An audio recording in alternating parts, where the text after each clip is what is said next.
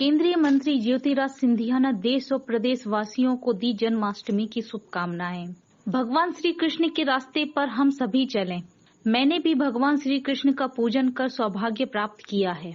जीवन में मोक्ष प्राप्ति के लिए अच्छे कर्म की सीख भगवान श्री कृष्ण से मिलती है। 20 की तैयारी केवल 8, 9 और 10 तारीख तक सीमित नहीं रही है। यह पूरा साल भारत की G20 की अध्यक्षता का वर्ष रहा है। प्रधानमंत्री मोदी जी ने खुद एक कार्यक्रम में रुचि ली है। ये अंतर्राष्ट्रीय कार्यक्रम भारत की राजधानी के अलावा मुंबई और 2-3 अन्य शहरों तक सीमित होते थे, लेकिन 52 शहरों में इस बार कार्यक्रम हुए हैं। हमें बहुत गर्व है। इन 52 शहरों में ग्वालियर भी शामिल रहा है। B20 का कार्यक्रम पिछले हफ्ते ही ग्वालियर में आयोजित किया था। आखिरी 3 दिवसीय बैठकों के लिए भारत में उपस्थित होने अमेरिका से लेकर फ्रांस सहित अन्य देशों से शख्सियत आ रही है। अलग अलग देशों के राष्ट्रपति और प्रधानमंत्री आज भारत आने वाले हैं। कल से कार्यक्रम शुरू होंगे। पूरी तरह से हम तैयार हैं। पूरी दिल्ली सजी हुई है। हमारे अंतर्राष्ट्रीय मेहमानों का अतिथि देवो भव विचारधारा के देश में उनका आगमन हो रहा है। इस मौके को भारत की जनता पर्व के रूप में मनाएगी।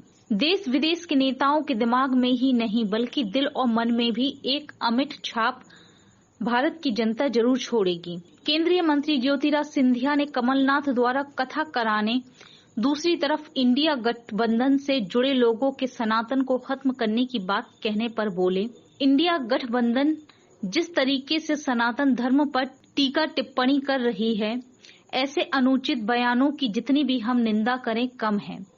इंडिया गठबंधन के लोगों का कहना है कि सनातन धर्म का विनाश होना चाहिए। सनातन धर्म पूर्ण रूप से नष्ट हो जाना चाहिए। यही है इंडिया गठबंधन का असली चेहरा, जो मध्य प्रदेश और देश की जनता के समक्ष मैं रखना चाहता हूँ। ये एक गुट 28 दलों की देश को विनाश के पथ पर ले जाने के लिए, सनातन धर्म को नष्ट करने के लिए, भ्रष्टाचार व्यापक करने के लिए, तुष्टीकरण व्यापक करने के लिए, यही इनका असली चेहरा है। जन्माष्टमी के पर्व पर मेरे तरफ से सभी हमारे प्रदेशवासियों को हृदय की गहराइयों से बहुत बहुत बधाई। भगवान श्री कृष्ण के दिखाए हुए रास्ते पे हम लोग सब चलें। कल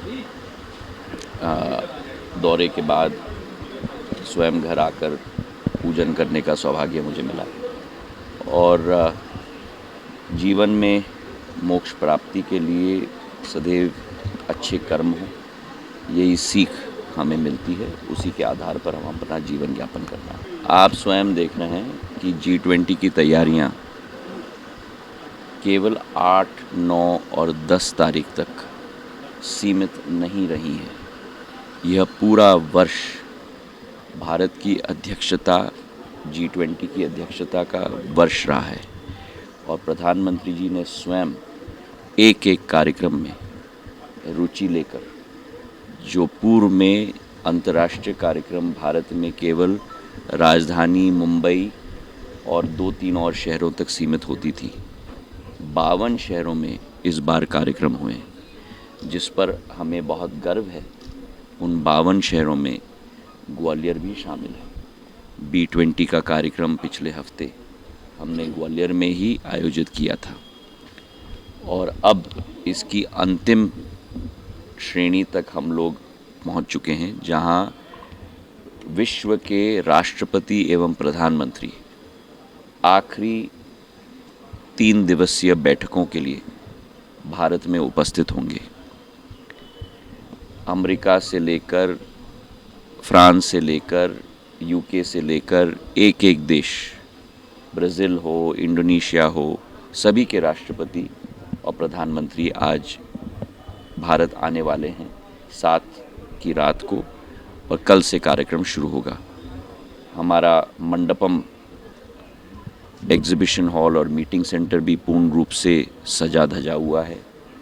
पूर्ण दिल्ली सजी हुई है और मुझे पूरा विश्वास है कि हमारे अंतर्राष्ट्रीय नेतागण अतिथि देवो भव की विचारधारा के देश में स्वयं उनका आगमन हो रहा है और भारत की जनता इसे पर्व के रूप में मनाएगी और वही एक अमिट छाप देश विदेश के नेताओं के दिमाग में केवल नहीं लेकिन उनके दिल और मन में भी एक अमिट छाप भारत की जनता जरूर छोड़ेगी। इंडिया गठबंधन जिस तरीके से सनातन धर्म पर टीका टिप्पणी कर रही है,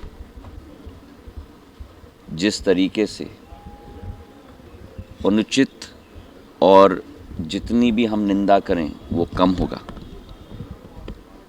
उनका कहना है कि सनातन धर्म का विनाश होना चाहिए, सनातन धर्म पूर्ण रूप से नष्ट हो जाना चाहिए। यही है इंडिया गठबंधन का असली चेहरा जो मध्य प्रदेश की जनता और देश की जनता के समक्ष मैं रखना चाहता हूँ।